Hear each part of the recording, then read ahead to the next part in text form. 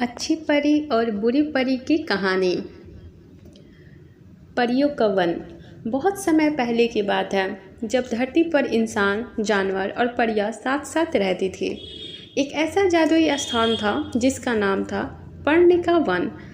ये वन घने वृक्षों, रंग बिरंगे फूलों, मीठी नदियों और चहचहाते पक्षियों से भरा हुआ था। इस वन की सबसे बड़ी खासियत थी कि यहाँ परियां रहती थी। हर रंग, हर रूप, हर शक्ति की परियां। इन परियों की रानी थी सुवर्णा, जो अपने सुनहरी पंखों, चमकते आभा और दयालु दिल के लिए जानी जाती थी।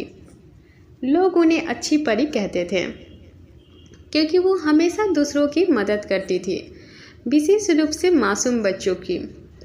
लेकिन उसी वन में एक और परी रहती थी, कालीरा, जो कभी खुद भी एक प्यारी मुस्कुराती और लोगों की सहायता करने वाली परी थी। लेकिन एक दुखद घटना ने उसे बदल दिया। अब वो बुरी परी बन चुकी थी, जिसका दिल गुस्से और बदले से भरा हुआ था। कालीरा पहले रश्मि नाम से जानी जाती थी। वो बहुत कोमल और सुंदर परी थी, जो इंसानों के गांवों में जाकर बच्चों को खुश करती थी। एक दिन उसने एक इंसानी राजा के बीमार बेटे को ठीक कर दिया। राजा ने वादा किया कि वो उसका सम्मान करेगा, लेकिन जब दूसरे लोग कालीरा की शक्ति से डरने लगे तो राजा ने उसे चुड़ैल कहकर राज्य से निकाल दिया। उस दिन के बाद रश्मि ने अपना नाम बदल दिया कालीरा, और उसने कसम खाई कि वो इंसानों और परियों दोनों से बदला लेगी। सालों तक सुवर्णा ने पर्णिका वन को बचा कर रखा। नदियाँ बहती रही, फूल खिलते रहें और बच्चे हंसते रहें। लेकिन फिर एक दिन अजीब घटनाएं होने लगी। गांव में अंधेरा छा गया, बच्चों के सामने डरावने हो गए और फूलों की महक गायब होने लगी। सुवर्णा ने महसूस किया ये सब सामान्य नहीं था, यह जादू है, उसने धीरे से कहा, और यह जादू केवल एक ही कर सकता है, कालीरा। कालीरा बहुत शक्तिशाली बन चुकी थी। उसके पास रक्त कांच नामक एक काली छड़ी थी, जिससे वो अंधकार फैला सकती थी। वो चाहती थी कि परियों की दुनिया उसके अधीन हो। वो परियों को ऊर्जा चुराकर खुद को और भी ताकतवर बना रही थी। उसने पर्णिका वन के जादुई झरने को जहर में बदल दिया और गांव के आसमान पर काले बादलों की चादर फैला दी। बच्चों की हंसी अब चीखों में बदल चुकी थी। सुवर्णा जानती थी कि यह लड़ाई अकेले की नहीं है। उसने अपनी 7 विश्वसनीय परियों को बुलाया, नीला, तारा, बिमला, चंद्रिका, रोहिणी, कमला और सरस।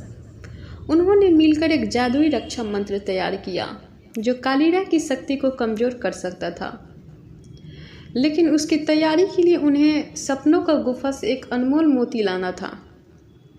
इस मोती को सिर्फ वही पा सकता था जो सच्चे दिल से दूसरों की मदद करना चाहता हो। सपनों की गुफा दूर एक बर्फीले पहाड़ के अंदर थी। सुवर्णा अकेले वहां पहुंची। रास्ते में उसे कई परीक्षाएं मिली, भ्रमित करने वाले जंगल, झूठ बोलने वाली परछाइयाँ और डरावने दृश्य। लेकिन हर बार उसने सच, विश्वास और करुणा से इन बाधाओं को पार किया। अंत में जब वो गुफा के भीतर पहुंची तो एक आवाज़ आई, क्यों चाहिए तुम्हें ये मोती? सुवर्णा ने उत्तर दिया, क्योंकि किसी की बुराई को मिटाने के लिए युद्ध नहीं, समझदारी चाहिए। मैं कालीरा को हराना नहीं चाहती, मैं उसे बदलना चाहती हूँ। गुफा ने मोती सुवर्णा को सौंप दिया। पर्णिका वन के बीचों बीच एक विशाल मैदान में सुवर्णा और कालीरा आमने सामने आई। कालीरा की छड़ी से काले तूफान निकले, आग की लपेटें उठी और ज़मीन कांपने लगी।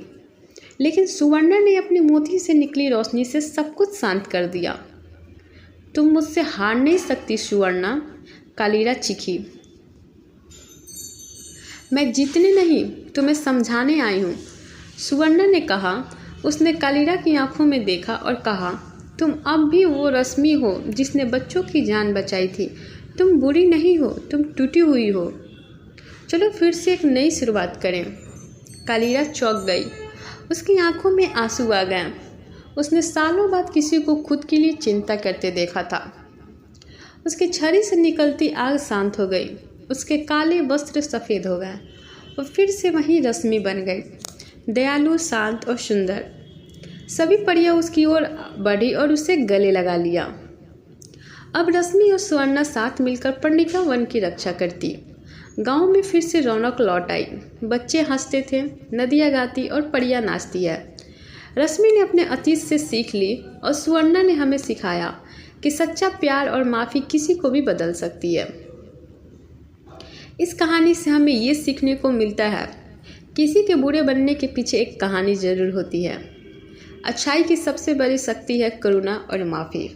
अगर हम किसी को समझें तो उसे बदल सकते हैं। जितने से ज़्यादा ज़रूरी होता है किसी को वापस अच्छे रास्ते पर लाना।